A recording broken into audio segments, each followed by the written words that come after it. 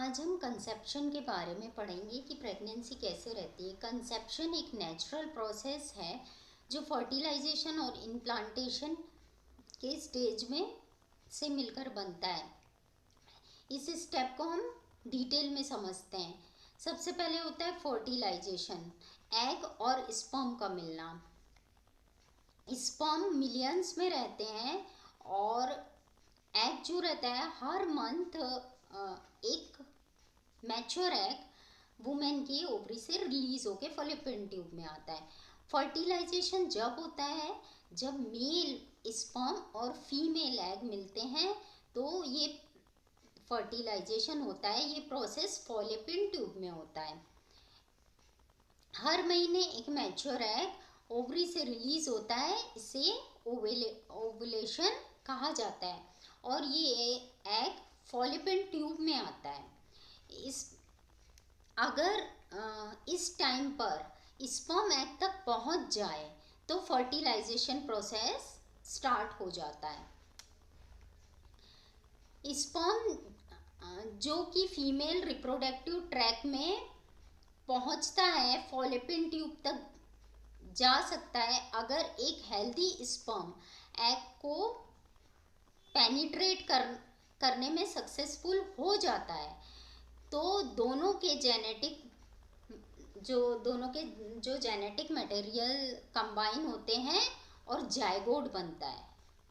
मतलब फिर जायगोट का निर्माण होता है। सबसे पहले फर्टिलाइजेशन होता है, उसके बाद यदि ये प्रोसेस सक्सेसफुली हो जाता है, यदि हेल्दी स्पर्म एग को पेनिट्रेट करने में सक्सेसफुल हो जाता है, तो फिर जेनेटिक मटेरियल कंबाइन होते हैं दोनों के और एक जायगोट का निर्माण हो जाता है। फिर उसके बाद क्या होता है, जब जायगोट एक बार जायगोट बन गया, उसके बाद जायगोट का सेल डिवीजन होता है। फर्टिलाइजेशन के बाद जो जायगोट है वो रैपिडली डिवाइड होने लगता है। ये डिवाइड होकर मल्टीपल सेल्स में कन्वर्ट होता है। मतलब ये डिवाइड होकर बहुत सारे सेल्स में कन्वर्ट हो जाता है और इसे ब्लास्टोसाइट कहा जाता है। जो बहुत सारे सेल्स मिलके में कन्वर्ट होता है उसको ब्लास्टोसाइट कहा जाता है। ये ब्लास्टोसाइट फॉलोपियन ट्यूब से यूट्रस की तरफ ट्रैवल करता है, मूव होता है, जो इम्प्लांटेशन के लिए बहुत इम्पोर्टेंट है। फिर होता है इम्प्लांटेशन। ब्लास्टोसिस्ट का यूट्रस में अटैच होना। इम्प्लांटेशन मतलब ब्लास्टोसिस्ट का यूट्रस में जाके अटैच होना। यूट्रस में आने के बाद ब्लास्टोसिस्ट जो है वो यूट्रस की इनर लाइनिंग, जिनको एंडोमेट्रियम कहा जाता है, में अटैच हो जाता है। एंडोमेट्रियम में अटैच हो जाता है और इस प्रोसेस को हम इम्प्लांटेशन का कहते हैं। मतलब ये जो प्रोसेस हो गया, मतलब प्रेगनेंसी इम्प्लांट हो गई यूट्रस में जाके। फिर इम्प्लांटेशन के बाद अब फीमेल के यूट्रस में इम्प्लांटेशन हो गया। अब उसके बाद हार्मोनल चेंजेस होते हैं। हार्मोन का बहुत बड़ा रोल है। इम्प्लांटेशन के बाद क्या होता है, body human chronic gonadotropin hormone होता है, जिसको शॉर्ट में HCG हार्मोन कहते हैं। ये रिलीज करना शुरू कर देता है। मतलब बॉडी ये हार्मोन को रिलीज करना शुरू कर देती है। ये हार्मोन प्रेगनेंसी को मेंटेन करने और पीरियड को स्टॉप करने में हेल्प करता है। ये जो HCG हार्मोन है ये प्रेगनेंसी को मेंटेन रखता है और पीरियड को स्टॉप करने में हेल्प करता है और ओवरी को संकेत पहुंचा देता है कि अब एग को रिलीज ना करे, प्रेगनेंसी रह गई है। उसके बाद होता है प्लेसेंटा का फॉर्मेशन।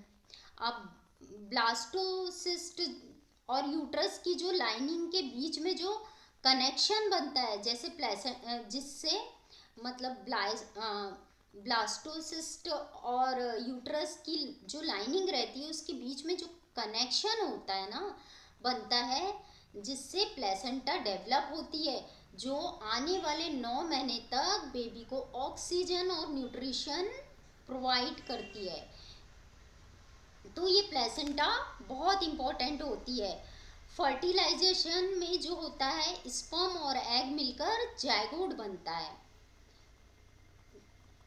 और जायगोट फॉलिपियन ट्यूब से यूट्रस तक मूव करता है और डिवाइड होता रहता है।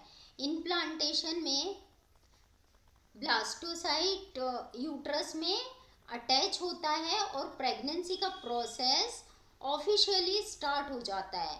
फिर जब प्रेगनेंसी का प्रोसेस स्टार्ट होता है तो फिर शुरू में जब पीरियड्स मिस हो जाते हैं उसके बाद फिर 10 to 15 days, 15 days at least 2 weeks, जैसे 6 वीक हो जाते हैं, उसके बाद प्रेगनेंसी कंफर्म हो जाती है कि आप प्रेग्नेंट है। फिर उसके बाद प्रेगनेंसी 3 ट्राइमेस्टर में डिवाइड होती है।